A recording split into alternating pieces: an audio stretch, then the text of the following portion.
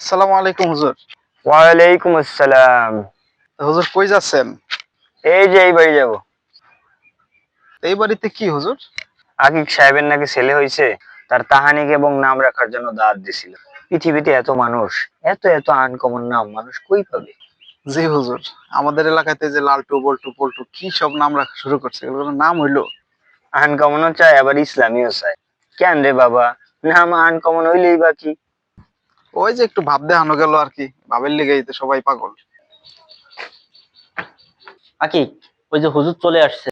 সালামু আলাইকুম হুজুর, আসেন, চলে আসেন, চলে আসেন। ওয়ালাইকুম আসসালাম আকিক সাহেব, কি অবস্থা? এই তো হুজুর, আলহামদুলিল্লাহ। আপনি কেমন আছেন? আলহামদুলিল্লাহ। হুজুর শুনছেনই তো আমার ছেলে হয়েছে। এখন ওর মা কিছু নাম পছন্দ করছে। এখন এর থেকে আপনি যদি একটা নাম বাছাই করে দিতেন। নাম রাখবেন ইসলামিক নাম। জি হুজুর, ইসলামিক নামে পছন্দ করছি আমরা। বলেন শুনি, কি নাম রাখতে চাচ্ছেন? আচ্ছা, আব্দুল নবী, নুন নবী আর আব্দুল আলী, এই তিনটার মধ্যে কোনটা রাখলে ভালো হয়? কি বলেন? এগুলো একটাও রাখা যাবে না, এগুলো সবই শিরকি নাম। কি বলেন হুজুর? হ্যাঁ, আব্দুল নবী মানে নবীর বান্দা, এবং আব্দুল আলী মানে আলীর বান্দা, আর নূর নবী মানে নবীর নূর। আর এই তিনটাই শিরকি অর্থপূর্ণ নাম।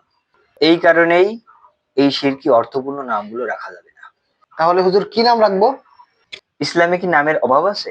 আপনি নবী রাসূলদের নাম রাখেন, সাহাবীদের নাম রাখেন, হুযায়ফা রাখেন। জাইফা তোর চাচাতো ভাইয়ের নাম, তুই এই নাম কিভাবে রাখবো? আরে বাপ বেটার নামও যদি একই হয় তবুও সমস্যা নাই। আব্দুল, ওই আব্দুল, ছাদে ঠিক মতো পানি দিস? এই যে ভাই, আপনার নাম কি? জি হুজুর, মুরসালিন। কি বলো? মুরসালিন মানে কি জানো? হুজুর একটু দাঁড়ান, আমি নিচে আসতেছি। শোনো, মুরসালিন হলো রাসূলের বহু বচন।